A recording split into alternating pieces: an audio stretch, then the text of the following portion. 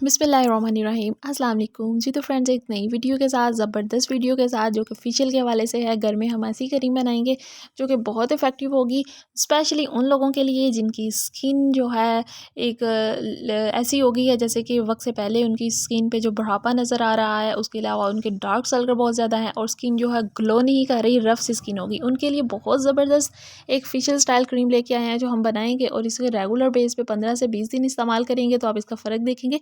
फ़र्क जो है वो आप फर्स्ट टाइम में ही देखेंगे, क्योंकि इसमें कॉफ़ी यूज़ हुई है और जिस चीज़ में कॉफ़ी यूज़ हो उसका तो इफ़ेक्ट आपको फ़ौरी नज़र आता है। और जिसमें मुल्तानी मिट्टी यूज़ हो रही है, ये दोनों बहुत ज़्यादा जो है ना इफ़ेक्टिव काम करेंगे।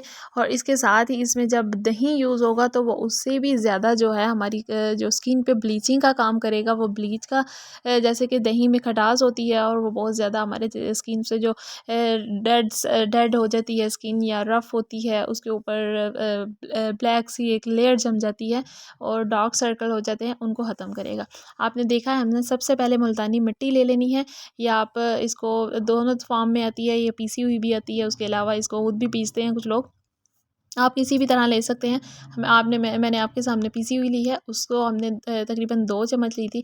उसके अंदर हमने क्या ऐड करना है, उसके अंदर हमने सबसे पहले कॉफ़ी ऐड कर देनी है। 1 स्पून जो है कॉफ़ी ऐड करेंगे। उसके साथ हमें उसमें दही ऐड कर देंगे। दही उतना ऐड करेंगे जिससे हमारा अच्छा सा जो है ना पेस्ट तैयार हो जाए, और उस पेस्ट को हम जो है अप्लाई करेंगे फेस। इसमें जो कॉफ़ी ऐड हुई है, कॉफ़ी जो है हमारी स्किन पे जो होते हैं ब्लीचिंग का काम करती है, उसके अलावा दही भी ब्लीचिंग का काम करता है। और जो मुल्तानी मिट्टी है, जिनके चेहरे पे पिंपल्स होते हैं, उनके लिए भी बहुत ज़्यादा फ़ायदेमंद होगी। इसलिए आप इस जो रेमेडी है, इससे इस क्रीम से आपके पिंपल्स, डार्क सर्कल्स, इसके अलावा जो सन टैन और सन बर्न होता है पे वो, और इसके अलावा स्किन ग्लोइंग के लिए बहुत बेस्ट है। और जिनकी स्किन टोन जो है वो ब्लैक हो गई है, वाइटनिंग के लिए आप इसे इस्तेमाल कर सकते हैं। आपको इसका इफ़ेक्ट फ़र्स्ट टाइम इस्तेमाल करने से भी नज़र आएगा।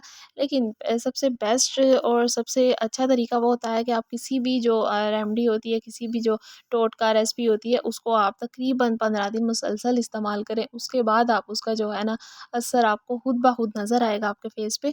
और 15 दिन के बाद आप उसको फिर हफ़्ते में 2 से 3 दफ़ा कर सकते हैं, फिर हफ़्ते में 1 दफ़ा भी कर सकते हैं। लेकिन इसको हमने रेगुलर बेस पे ऐसे इस्तेमाल करते रहना है, उससे आपको इसका जो असर है वो खुद ब खुद नज़र आएगा।